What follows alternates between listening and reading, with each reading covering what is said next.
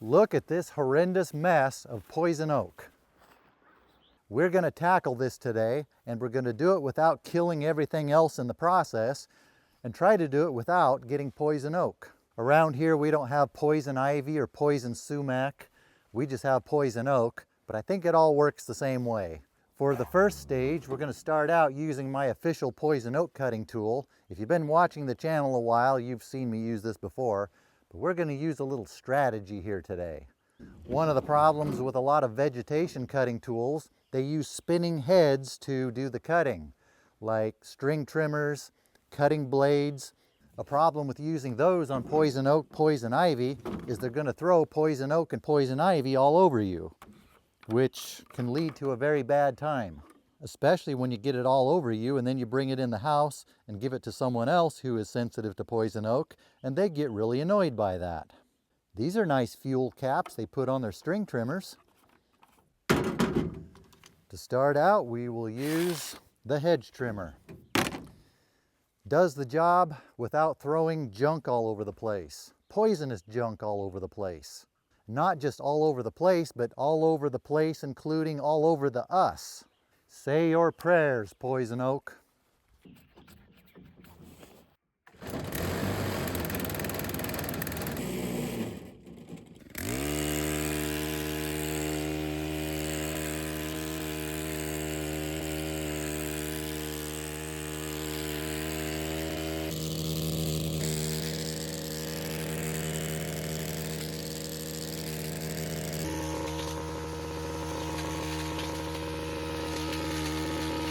A little fun fact about poison oak, ivy, and sumac. The reaction we have to them is from the urushiol oil they produce. Urushiol is not toxic to most animals. A lot of animals eat it without any problem. Humans and some primates like monkeys, and for some reason guinea pigs, are the only known animals that react to it the way we do.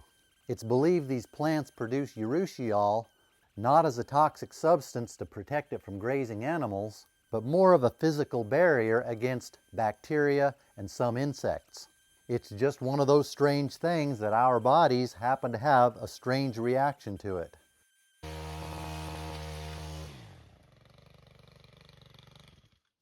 That looks better. Back when forests used to be natural and we had periodic wildfire come through every few years, it would help keep the poison oak under control. Poison oak is natural here, it's part of the ecosystem, but I don't know that historically it was in such high concentrations. Back when routine wildfires were just a part of the natural forest, this kind of material probably wouldn't survive. A lot of poison oak roots are very shallow, a lot of them are just right at the duff level. A lot of those would get scorched in a wildfire. Some of the deeper ones, or ones that just weren't burned hot enough, would survive. Some of the poison oak would sprout back after a fire, but now that we don't have periodic wildfire to give it a stern whooping every few years, now all the poison oak lives and it continues to accumulate over the decades. It grows into big obnoxious masses like this. I imagine it's the same with poison ivy. I've been watching this poison oak grow up in this spot for many years, finally getting around to setting it back a few decades. Let a few other things have a chance to grow here. More fun facts, these plants are related to mangoes, pistachios, and cashews. Some parts of those plants, including mango skin, can produce urushiol, and people who are sensitive can have reactions to them. There are common myths about urushiol, such as blisters being contagious, or spreading it if you scratch it, but since I'm not qualified to give medical information, best you look that up for yourself. After looking into some research on these subjects, I think it's best to do some research on these subjects before you decide to blindly believe them. Some people believe if you drink goat's milk from goats that have been eating these plants, that will help build resistance. Some people believe if they eat parts of these plants, that will help them develop a resistance. But as with a lot of things, all it takes is a little bit of research, sometimes just a Google search, to find out what they've always believed just isn't so. With one of these things, slaying poison oak can be more fun than a Cracker Barrel full of squirrels. Well, isn't that special?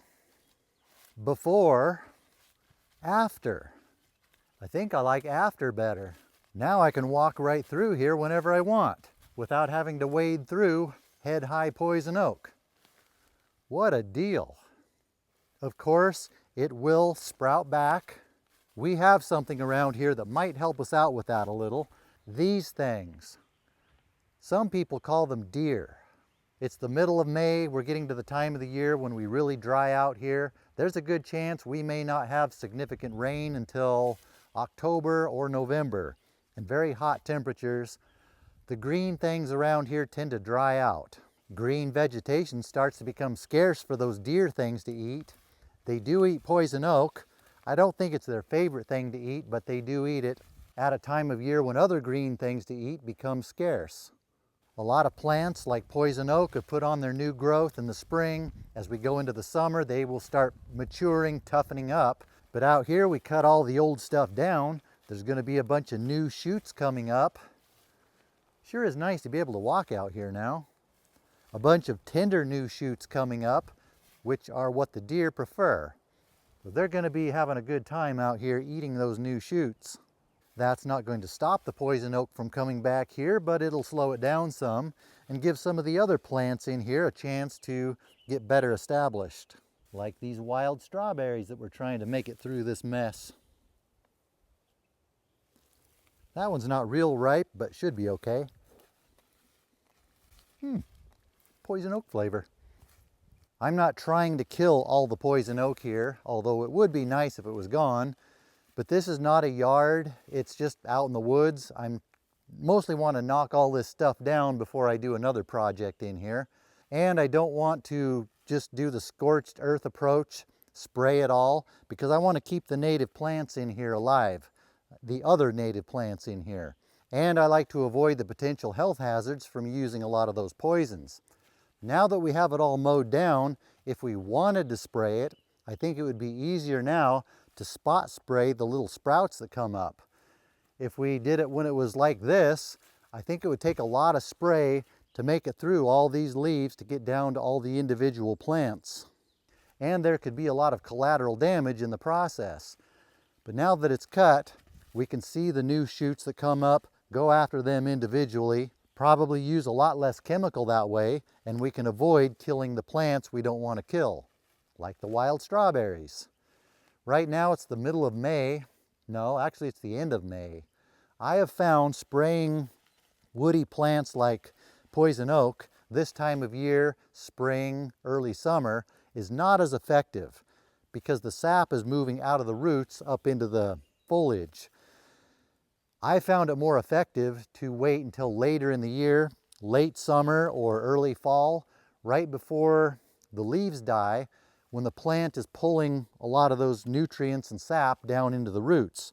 That way it pulls the poison down into the roots, kills the roots too. I don't have any plans to spray this now, but if I was going to, that's how I would do it. I would cut it all down like I did, wait for the sprouts to come up, then in the late summer or fall, spot spray those sprouts. One of the best things about using this tool is I can cut all the poison oak I want, and it's not going to be throwing little pieces of poison oak all over me, slathering me with their fresh cut poison oak juice. But after walking around in all those fresh cut pieces on the ground, our boots and lower pants are going to be soaking in the stuff. So if you do this, hopefully you're wearing high-topped boots. When it comes time to take off your contaminated clothing, I wouldn't take off your boots first. Because if you take your boots off, then your foot and your sock has to slide through the pants that are covered in urushiol, and you're going to get poison oak on your feet. What I do is untie my boots first, then start taking my pants off with my boots still on. Don't worry, I'm not going to demonstrate here. Then get my pants down and pull my feet out of my boots and pants at the same time, so the top of my boots shields my foot from touching my pants that are contaminated. Then put your pants right into the washing machine or whatever you need to do to them, but be mindful where you put your pants because you're contaminating that area. Be mindful where you walk into the house or put your boots because you'll be contaminating that area. Wash your boots if you need to. I don't have to worry about it too much because I spent the last few decades developing an immunity to urushiol.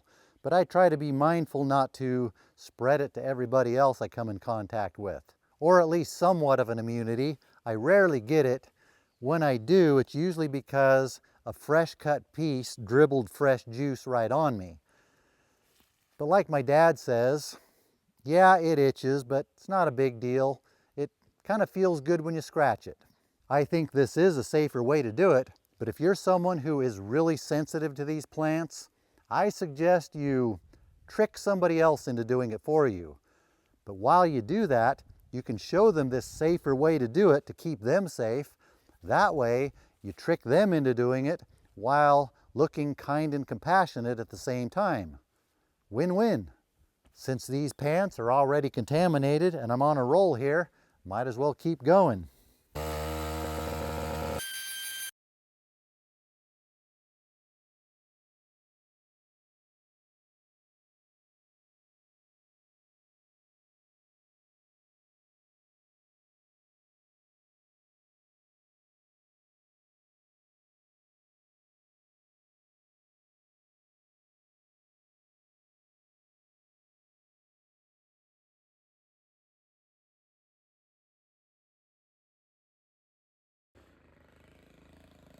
I think that looks better. If I wanted to come back here and mow this every year, that would really slow the poison oak down, but I probably won't. Poison oak can survive being mowed every year, but it doesn't thrive when being mowed every year. It'll slow it way down, and other species that thrive under those conditions will outcompete it to some degree. Ah, a new hornet nest being built. That could have made some interesting video if anybody was home when I ran into it. It could have taken this video in a different direction. I wonder if anybody is home. In a situation like this, the appropriate thing to do would obviously be poke it with a stick to see if anybody's in there. Don't try this at home, kids, or anywhere else. I am a trained, well, just don't do this. This stick isn't very long. I'm going to use this much longer stick.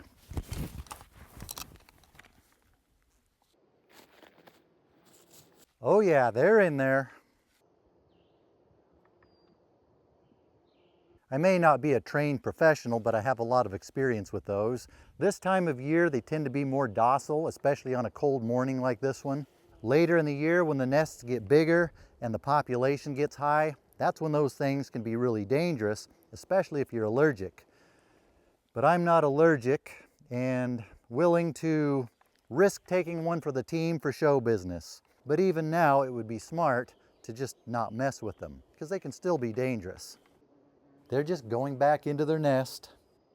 There are many things in life we run across that are highly appropriate to poke with sticks. Hornet and wasp nests typically aren't among them. Unless you really like pain, or you're in show business, or you see it and you just gotta. Now the question is, what are they going to do? That nest was hanging up high in the poison oak. Now it's sitting on the ground. Are they going to abandon it, or are they going to keep building it on the ground? It's vulnerable where it is. A skunk or a bear would probably come along and eat it. I would put it up in the tree for them so they could continue up in the tree, but I don't think they're going to allow me to do that. Poking it with a thing is one thing, but picking it up and putting it in a tree is another thing. Aside from their nasty disposition, they are beneficial insects. They eat a lot of insect pests, and they typically don't bother you unless you bother their nest. I was asking for it there. I'll just let them figure that out. That was kind of a dumb place to put their nest anyway. It was only about so high off the ground. A lot of times they'll put them way up in the trees where skunks, bears, and other stinging insect-eating animals can't get to them. It sure is nice to be able to walk through here without having to wade through head-high poison oak. I'm only going to do this small area on this side of the property. It's just a small area for the deer to concentrate on. The more area I cover, that's more area and less focus the deer will have on it. I know people are going to tell me I should get goats. They always do. I don't want goats. If I had goats, then I'd have to deal with goats.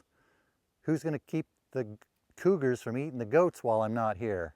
I think the goats would be a lot more work than just coming in here and spending an hour or two mowing once every, well, I don't know how long this poison oak's been growing here.